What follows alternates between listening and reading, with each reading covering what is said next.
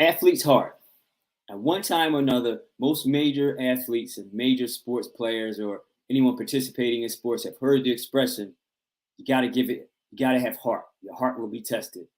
And while those expressions meant how determined you were, how competitive you would become, how much courage you would display on the field or court, or whatever sport you were participating in, you got to have heart. You got to give it your all. Put your heart into it. That was the sports definition of athlete's heart.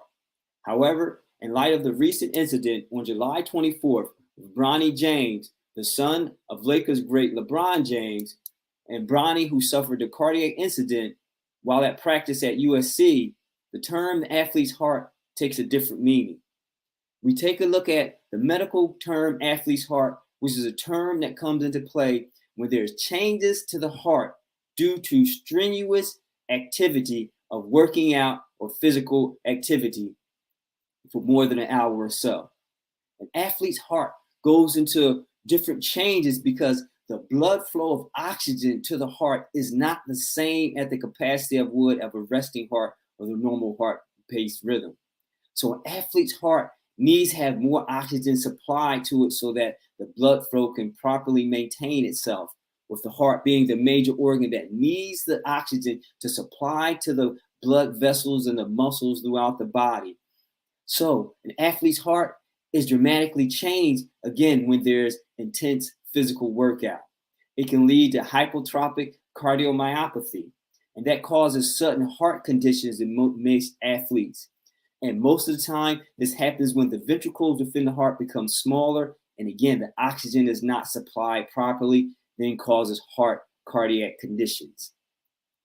And this is not uncommon to just Bronny James. We also see it happening back in December of 2020 when then Florida forward Keontae Johnson underwent a cardiac incident while playing a game. And on July 1st, similar to Bronny's incident, freshman Vince Kawachukwu also suffered a cardiac arrest at the team's facility at USC. And then also we can remember on January 20th, 2023, Buffalo Bills safety Damar Hamlin suffered a cardiac arrest during an NFL game. Now, thankfully and luckily, all three of these athletes were able to receive proper medical treatment and are back in the space of being in good health. Bronny James has been released out of the hospital and is on his road to recovery.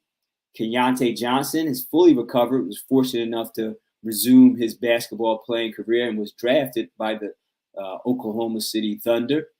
And Damar Hamlin is in the process of resuming his NFL career starting this season with the Buffalo Bills. All were properly recovered. But this just brings life to sports and the activity and the effects on the body. Intense training and excessive exercise workouts can be really challenging to the young body. And we know that throughout sports, there's the thrill of competition, there's the excitement of participation. And we also know that there's opportunities for our young men and women to be able to be in the throes of competitive sports. And we are not saying that that is something that we're against, but we have to look at how this is impacting their heart. How much strain is it placed on their heart? There's been plenty of studies that have shown how sports competitively can have a drain on the mental aspect, but there's also drain on the physical aspect. There's drain on the physical bodies that our young athletes are succumbing to now. The pressures to perform at higher and higher levels, the pressures to always succeed, the additional training starting younger and younger. And again, this isn't to say that we should not have our youth take part in physical activity and have exercise, but what level and how much should that exercise be intensified? Should it be intensified to the point where we're overlooking some of the cardiac challenges that can be impacted with our youth? 1 in 300 young athletes have heart conditions associated with sudden cardiac arrest. 1 in 300. That number may not seem staggering because 1 in 300 may not seem as daunting as any other numbers if the numbers were lower in terms of 1 in 200 or 1 in 50 or anything in that capacity. But 1 in 100 athletes have heart conditions. Now, these heart conditions are sometimes not diagnosed because they're not readily seen until the intensity of the workouts increase. And once the intensity of the workouts increase, that is only when we can really realize the damages that is being done. That is really realize the heart is really being strained beyond the length at what it should be strained. Physical activity, especially in moderation, should be done to the benefit of those who are participating. But high strenuous physical activity, however, can potentially put uncertain stress on the heart. Health conditions and young athletes should be evaluated differently. There should be mandatory, not just physicals, but heart checks for our athletes as well. Cardio exams for our young athletes, similar to those that are being placed at major sports professional levels where they do strenuous exams to determine not just their physical, not just their mental, but the total capacity of the internal heart conditions as well.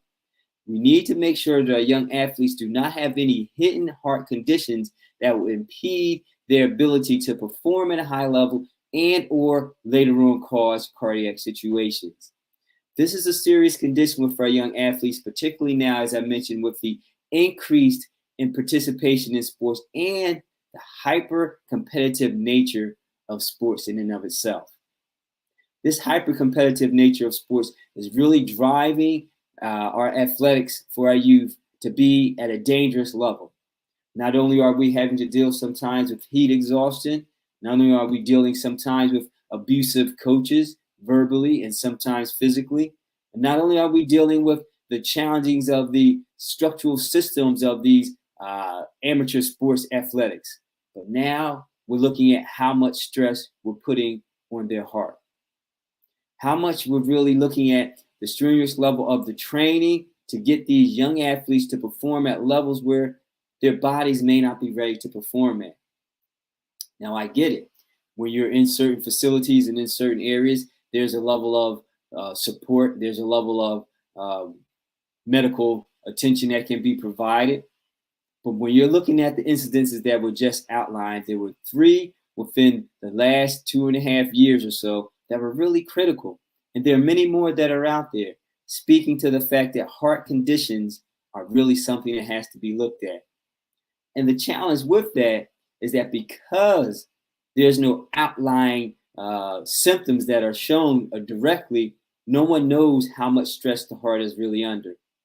And we know Damar Hamlin's situation was quite different than Vince Achiuwa's and Bronny James's, because Damar took a direct impact to the chest, which caused his heart to go into cardiac arrest. But yet and still, when we look at the dangers of heart conditions and heart trauma, we have to look at it as a totality.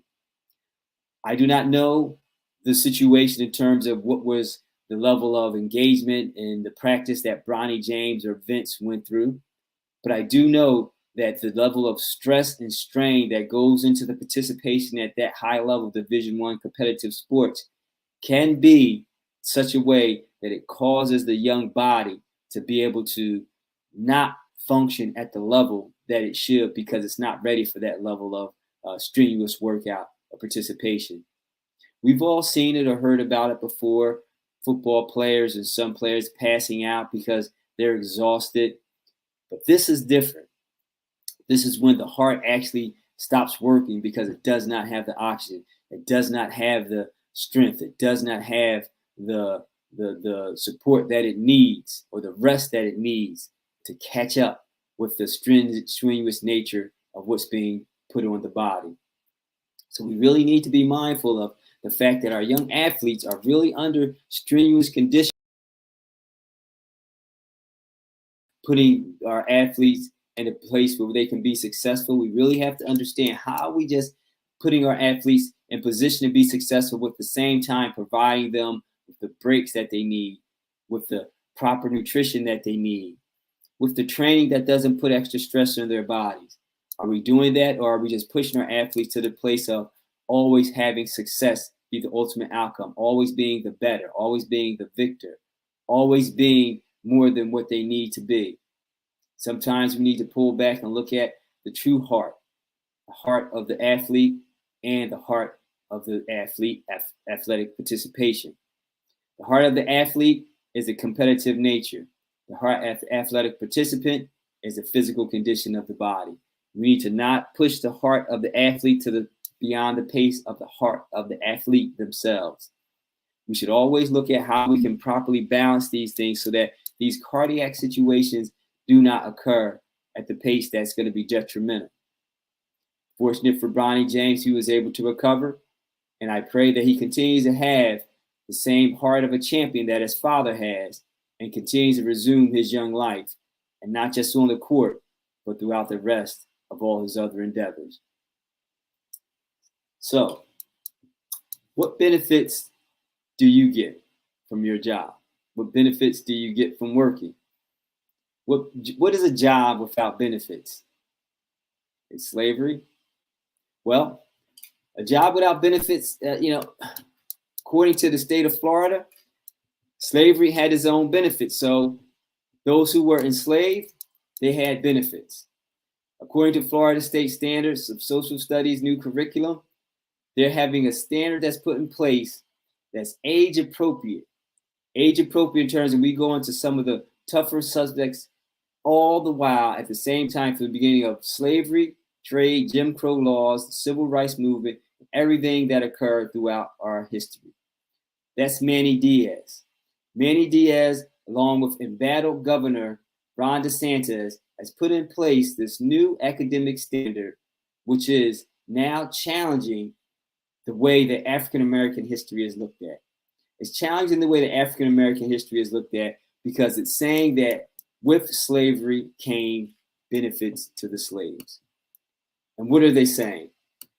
They're saying that because the enslaved learned, or rather had to work and do certain things, whether it be blacksmith, whether it be carpentry, whether it be cropping, whether it be whatever, they're saying that because the enslaved had these skills, is what they're calling them. I guess they would be skills when you're doing forced labor. When you're doing forced labor, I guess you do end up picking up a skill. So they're saying in this new standard, or what they're looking to highlight and teach in this new standard, is because these enslaved individuals, these enslaved people, learned these skills, that they benefited from their enslavement. This is, again, the nefarious nature of what's being taught in the state of Florida. And again, the embattled Governor Ron DeSantis, he's doubling down. He says he did not create the standard, but what he is saying is that they're probably going to show that some of the folks that eventually parlayed, being a blacksmith into doing something later in their life. He's doubling down on the fact of saying that, yes, these curriculums, even though he did not create them, it is something that he can definitely say is going to show that they benefited from and they parlayed into something that they could use later in their life. I can't understand how and why in the state of Florida these type of nefarious levels of education and educational curriculum and ideologies can continue to be forced upon in their educational system. They've already had the excellence program, the African American history program, I should say, be stripped down to not include any of the beneficial information that could really help our Black and brown youth. So now with the advanced placement course being stripped down, now comes this opportunity for them to now continue to rip apart the historical context of what truly happened with the enslaved men and women, what truly happened in that time period of our nation. Now, what they're looking at doing is they're looking at making sure that they soften the blow of the history of our country. So they're saying, hey, they benefited from this. They benefited from the opportunities of being slaves. They benefited from, learning how to be carpenters, learning how to be blacksmith. And they use that later on in life to be prosperous. I don't see how that can be seen as something that should be taught. But I do understand what they're doing. They're developing this curriculum so that it doesn't have to face the true atrocities. It's similar to what, again, Governor DeSantis is putting out there when he talked about signing off on the Woke Act. The Woke Act was aimed to prohibit teachings that might cause students to feel guilt or discomfort for historical wrongs. And we're talking about students feeling guilt or discomfort for historical wrongs. What students are he talking about?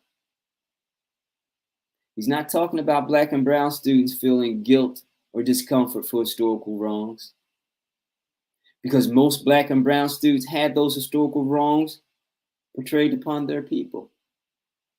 So when he's talking about this Stop Woke Act, he's talking about he doesn't want students to feel guilt or discomfort for historical wrongs. What students are you talking about, Governor DeSantis? But this is, again, this new curriculum is in line with this same type of ideology where you don't want anyone to feel bad or feel responsible for any of the atrocities of slavery. So then you say, hey, well, you know, this curriculum is going to teach everything about slavery. It's going to teach everything about the history of our country. It's going to teach everything that happened. And even one of the board members says, you know, we're going to push back because we're going to show that it's going to teach everything about what happened in slavery. Everything is in there, says Kelly Garcia, one of the board members from Tampa area, and who's appointed by Governor DeSantis. Kelly Garcia says it talks about everything, it talks about the darkest parts of our history, and it addresses everything. And I had the opportunity to read through it, not all 116 pages of the new curriculum, but I've read through quite a bit of it. And it does talk about the darkest parts of the history of the country, but it doesn't talk about who created the darkness. And it doesn't talk about how the darkness still prevails today. It's as if to say, they're just saying, hey, we're going to talk about that slavery is really, really, really bad. But the enslaved people got something out of it. So that's pretty much what they're saying. Slavery is really, really, really bad. And we're going to talk about the darkest parts, the baddest parts of our country, the things that happened. We're not going to talk about who created the dark areas. We're not going to talk about how the darkness consumed so many people. We're going to talk about the darkness that really happened. Slavery is really, really bad. But at the end of the day, the enslaved people learned how to be blacksmiths. They learned a trade. So that's the ideology they want us to consume. Now, I have not had the opportunity yet to talk to any of my Jewish brothers or sisters in related to how they would approach this if someone was to say, well, out of the Holocaust, the Jewish people became economically stable. Out of the Holocaust, the Jewish people ... I would dare to say it would be an outrage for my Jewish brothers and sisters if they would hear anyone mention anything in that capacity of how their people benefited from the Holocaust. But yet and still, this new social studies academic curriculum in the state of Florida is being pushed and grafted and designed so much so that they're watering down anything that happened that was nefarious towards Black people and then saying, hey, you got a benefit out of it. You got something good that came out of it. You learned a trade, you learned a skill. And then also built within this curriculum is talking about how, hey, Black folk caused some of the riots. Black folk, caused some of the changes in our country. It was, the Tulsa riots. It was, the Black people, the Atlanta City riot. That was Black people. The DC massacre. That was the Osceola massacre. It was all Black people. That's what this curriculum is looking to push, that Black folk caused some of the violence.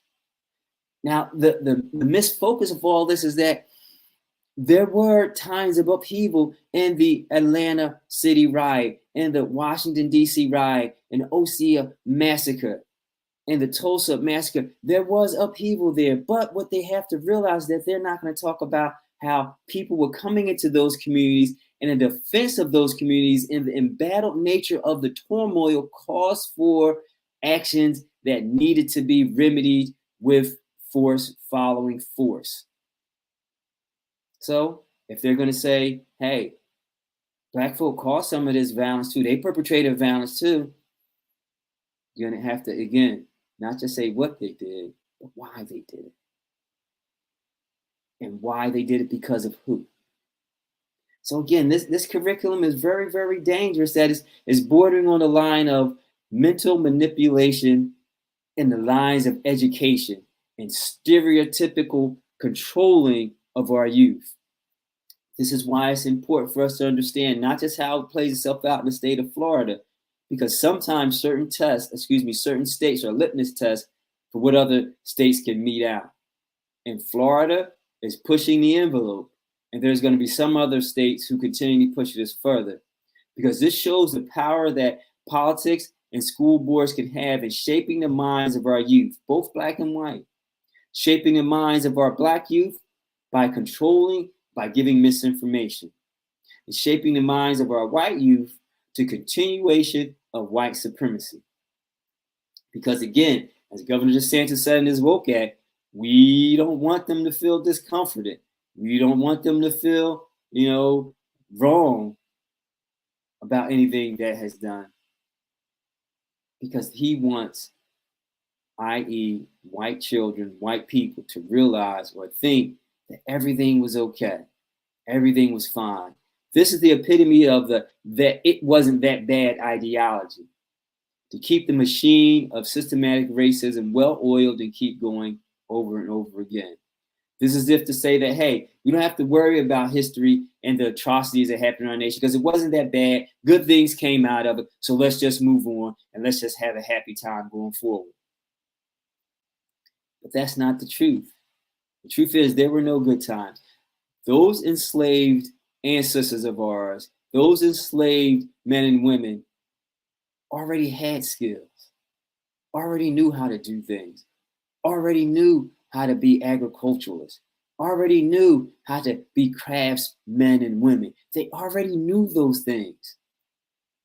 So to say that the enslaving of them taught them those things, so therefore the enslaving of them, they benefited and they parlay that into something later on in their life. That's just ignorance at its highest degree, if not stupidity, if not bigotry, if not outright racist, if not outright whatever you want to label in the space of false information. But the state of Florida is pushing it. And instead of naming it the Woke Act like he did, it should be named It Wasn't That Bad to us. So therefore, we have to look at how this Florida new curriculum being pushed out will have ramifications on how the whole teaching of history, teaching of our people will be meted out. Because education is the gateway to opportunities. This new curriculum in Florida is slowly but surely closing door after door after door on opportunities for our black and brown boys and girls, and even for youth as a general. The doors that need to be open for our nation need to stay open in order to create pathways to success on our regard. But if Florida is going to continue to eliminate the truth of the history of our country and try and water it down to the space of thinking that there was good that came out of even the worst, that's and there are times when we always want to be in spaces of making sure that we can say, hey, through the worst situation, there's something good we can find in. I get that. I get that expression and I get that train of thought. But this doesn't apply to this situation. When you take a group of people, you enslave them, you force them into labor, you force them into using skills and abilities that they already had to your benefit, and then turn back around and say because they were enslaved, they learned these skills, and so therefore they parlayed into something that's just false. The enslaved people that were captured because they had these certain skills and or they knew that they could be beneficial to those who were enslaving them in that capacity. So again, it's the falsehood and the misinformation of how this is being rolled out, not truly being taught. It's just again so that there's no discomfort, no one feels uncomfortable about the true atrocities of slavery and the responsibilities of the reconciliation of that whole process and the realization that if there was violence created or caused by Black and brown people during those times of upheaval, it was due to the infiltration, the invasion, and the ostracizing and the oppression and the violence that was initially perpetrated on them first. So this isn't to say that I'm trying to balance out the you do this, I do that type of thing, but I am trying to point out that this consistent dose of misinformation coming from the state of Florida, crafting curriculums and agendas that are no good for anyone, is going to be dangerous to our country as a whole. Governor DeSantis is putting out his bid to run for presidency, and this should be taken very seriously and questioned during his campaign. Manny Diaz, the Florida superintendent of schools, he needs to be challenged. And those on that board need to be thoroughly vetted once again. Because again, this is a litmus test into how politicians, school boards, and school institutions can continually, subtly manipulate curriculum that can then control the mindsets and the pathways and opportunities for Black and brown boys and girls. We cannot let this continue to happen. So I would like to hear what you would think about what I shared on these two topics. The heart of an athlete. Are we overworking our young athletes? Is there too much pressure being put on our young athletes, not just to compete, but also to train? And if it's put too much pressure being put on our young athletes to train, should there not be a level of better medical evaluation and medical assistance in terms of their level of participation? Should they be screened better? Should there be better screening for our young athletes? And in reference to the Florida social studies standards, how should we address this? How should we challenge these curriculums that are coming up in the state of Florida? And what should Floridians do to combat these constant attacks on the history of Black and brown people? So I'd love to hear your opinion on that. Send me an email to reactionphl@gmail.com, and I'll be glad to reply and hear what you would have to say on those particular issues, because I want to hear your reaction to these things, because they're very important as they shape our country and how we move forward. We want to make sure our young athletes can continue to compete at high levels and achieve all the levels of success, and those who are going to be professional to achieve that as well. But we also want to make sure that they're healthy and well taken care of, and not just shepherded through programs and teams just for the benefit of the program and team to gain trophies and awards.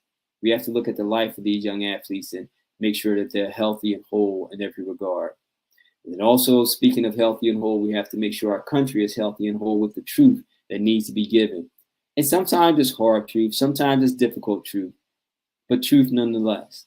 And we have to make sure that that truth allows for us to have the healing and the reconciliation that we need to come to a true understanding on how we can build our nation in the proper way, so that we can have these good and meaningful conversations, and not these false denigrating narratives that spews information that leads one to think that there's benefits in places where there really aren't.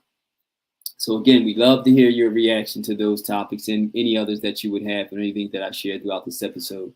So again, please send me an email to reactionphl@gmail.com, and I'll be sure to respond to your email to make sure that we can have a good conversation about things that are happening in our nation and across our country.